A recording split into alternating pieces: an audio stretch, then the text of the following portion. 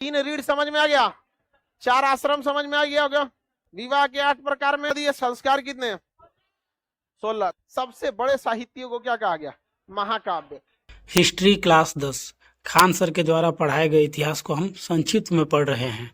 आज क्लास 10 को पढ़ेंगे। पिछली क्लास में जो पढ़े हैं उसकी चर्चा कर लेते हैं।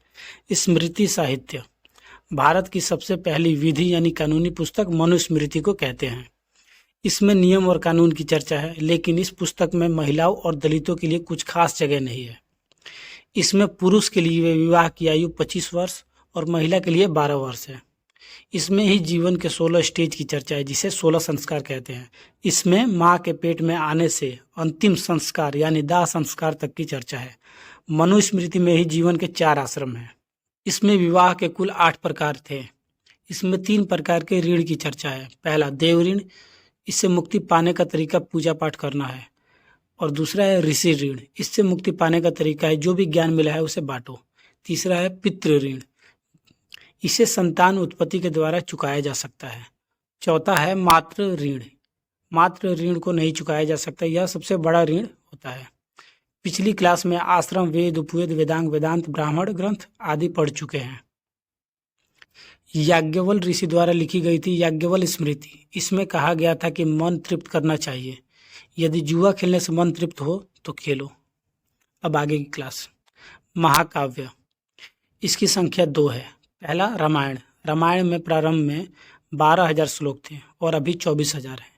इसकी रचना महर्षि वाल्मीकि ने की थी। रामायण में कुल 7 कांड है। सबसे महत्वपूर्ण कांड सुंदरकांड है। अकबर के समय में रामायण का फारसी में अनुवाद बदायूनी द्वारा किया गया था, जिसे रामायण के नाम से ही किया गया था। दूसरा महाकाव्य है महाभारत। इसमें प्रारंभ में 8,800 जय संहिता था, जिसे अभी 1,11,000 बना दिया गया है। महाभारत के भाग को पर्व कहा जाता है। इसमें कुल 18 पर्व है।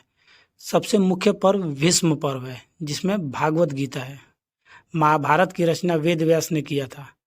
अकबर के समय अब्दुल रहीम खान खाना ने महाभारत का फारसी में अनुवाद किया था, जिसका नाम रज्मनामा है। वैदिक काल 1500 ईसा पूर्व से 600 ईसा पूर्व तक था। इसके निर्माता आर्य थे, जो मध्य एशिया से आए थे। इनकी भाषा संस्कृत थी और जिसे संस्कृत नहीं आती थी उन्हें ये निम्न या अनार्य कहते थे। ये आके आज के पंजाब में बसे, क्योंकि वहाँ कृषि और गाय दोनों उपलब्ध थी। जब ये भारत आए तो पूरे भारत का आर्यकरण करने के लिए इन्होंने भारत को 2 वर्गों में बांटा, उत्तर और दक्षिण भारत।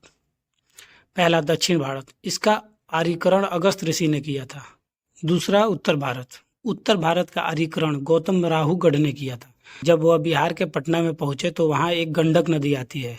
वो जैसे ही नदी में तैर के पार करने के लिए सोचे, वैसे ही उनके मुंह में जल रहा ज्वाला बुझ गया। तभी उन्होंने पटना की भूमि को अछूतों की भूमि कहा। वहीं अथर्ववेद में भी पाटलिपुत्र की भूमि को अछूतों की भूमि कहा गया है। जब यह भारत आए तो भारत के 10 राजाओं ने मिलकर इनसे युद्ध किया था, लेकिन आर्यों ने 10 राजाओं को हरा दिया था। दशराज के युद्ध की चर्चा ऋग्वेद में है। आर्यों के गुट का नेतृत्व जो कर रहा था उसका नाम भरत था। इनके नाम पर ही देश का नाम भारत रख दिया गया। आज की क्लास में इतना ही। अब आगे क्लास कल देखेंगे। धन्यवाद।